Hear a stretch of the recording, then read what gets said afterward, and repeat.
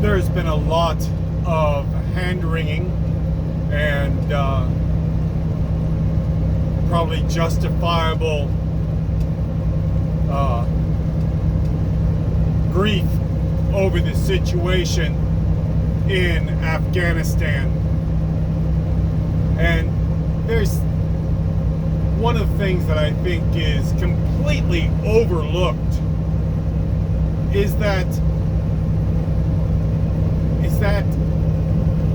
we do this over and over again. We think to ourselves that we are going to come in and be the saviors of a nation and once we come in with our military might, all the populace will shake their pom-poms and wave their palms in the air, their palm branches in the air, and say, "Oh my goodness, we're so happy to see you come, and it's just a wonderful, wonderful thing," and the whole country will become a Western democracy pop just like that.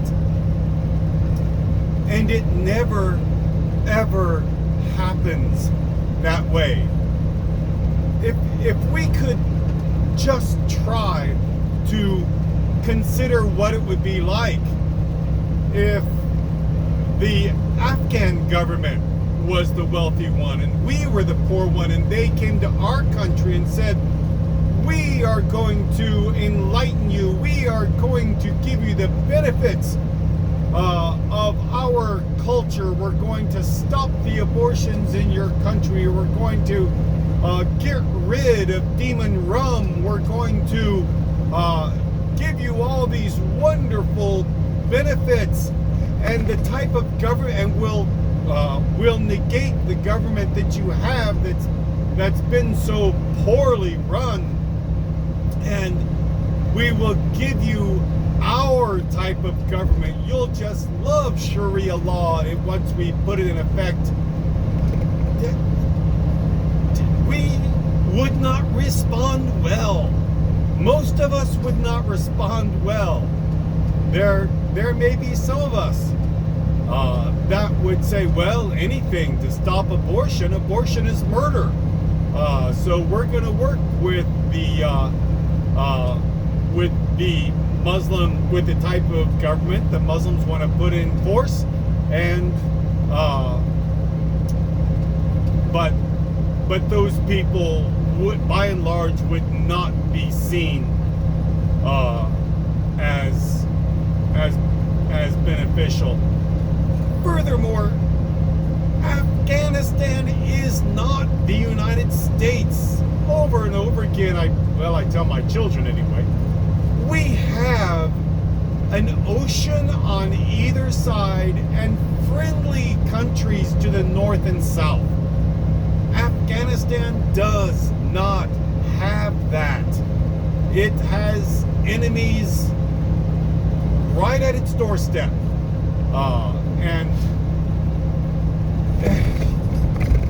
And just walking in and saying, "Oh, well, set up a parliamentary form of government or a bicameral Senate and House of Representatives where give the people back the power." There is no country in the world where the people are able to govern. It doesn't happen in the United States. The only people who said they were going to try to do it was Russia, because that's communism. Communism is where the people own the capital and the people make governmental decisions. Nothing works like that. You can have a representative republic and call it a democracy, but in the end, some individuals are going to become leaders, either by right of conquest, or if it's an amazing situation and you've got George Washington and Thomas Jefferson and John Adams to start you out, then you'll come up with a remarkable form of government of the type we have. At least it's an experiment in this type of government. We've seen how quickly it can come within a knife's edge of falling. Furthermore, we have been poisoning, we in the United States have been poisoning the well in the Middle East for decades. That the late great Planet Earth and Hal Lindsey have been one of the most horrible pieces of racist literature to come out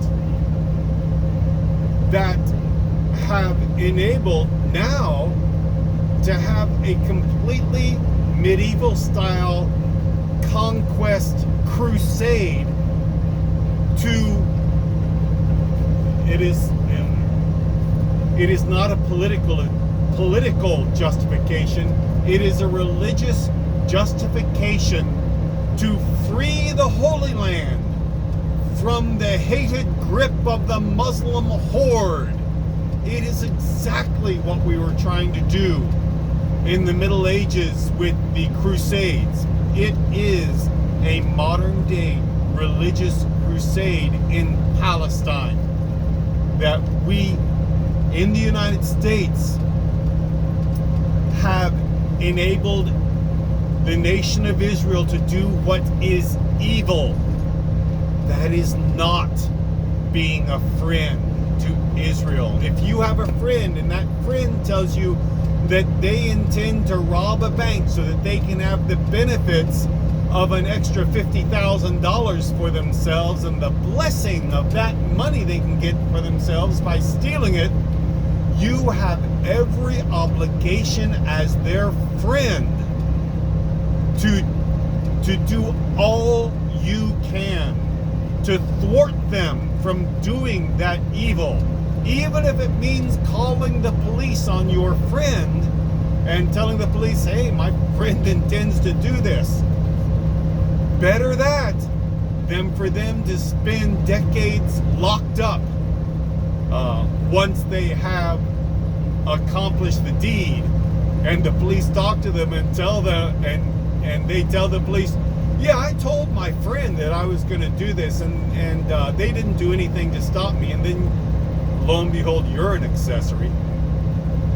We are an accessory. This country is an accessory to giving billions and billions of dollars to Israel to perform a religious crusade, and then afterwards to wave the wealth that they have stolen from the Palestinians in the air and say, look how God has blessed us with all this wealth that we have stolen from other people.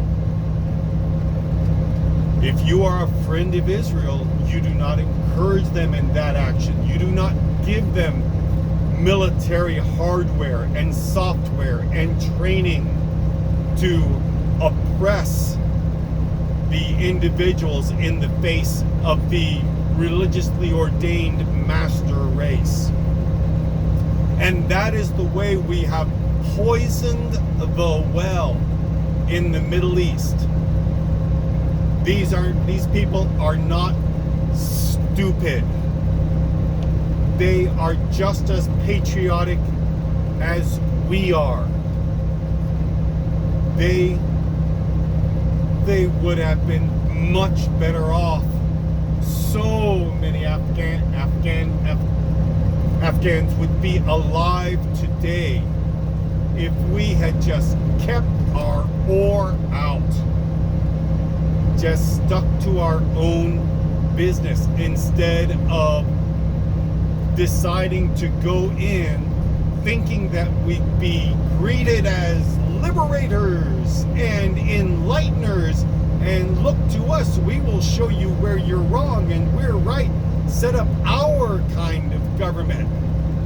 This is not going to be received well, and it was not received well. People can look at the United States and say, oh, look, we can be as wealthy as they are. No, you can't. Not unless You have all the advantages of the United States, and there's hardly any country in the world that has all the advantages in size, in security of geography, in establishment of a secure political system. They were never going to have the benefits we have as a country. And there was no way, once we went in there and expanded our mission to nation building, and not only nation building, but culture changing. We had the temerity to think that the audacity to think that we could change their world view to our own. That is not going to happen to a country that, to them, we are a thing of yesterday. Their culture, their country has been around so much longer than ours. And so it is not surprising that Hamid Karzai asked us. People say, well, why didn't we get our troops out so much earlier? We could have done it long ago. We could have gotten all of our people out and all of the Afghans out long ago if we had just... Hamid Karzai asked us, please, he asked Biden specifically, do not start hauling people out of Afghanistan. That will make it look like we are collapsing.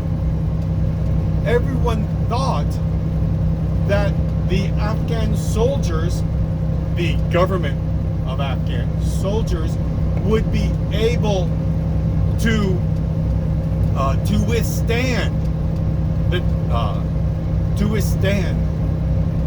the attacks of the Taliban. But they couldn't, and again, that's not surprising either. How can you justify being a soldier for the foreign designed government with the foreign worldview that, I'm sorry, we view them as all Muslims, they view us as all Christians, so you've got the religious context as well. How can you be fighting against your own people, fighting for a foreign power that is... Hamid Karzai was in power, to the extent he was in power, because we put him there. The government that they had was there because we put it there. And to say that now Afghan natives, the people who are from Afghan, are going to fight against the people of their own country to maintain what, to me, would, if I were there, would look like a foreign occupying power. It's just not going to happen. And so, but we thought it was. We had given them all the material. We had given them huge amounts of munitions and hardware and software and training and all kinds of good stuff. But what you can't do is change the people's nationality, change their culture, change who they are. And so the government forces fold. And many of the people who had worked with the government forces, especially in the last few years, could have told you that they were going to fold. And this is the central mistake that not just Biden, but every administration for the past 25 years has made.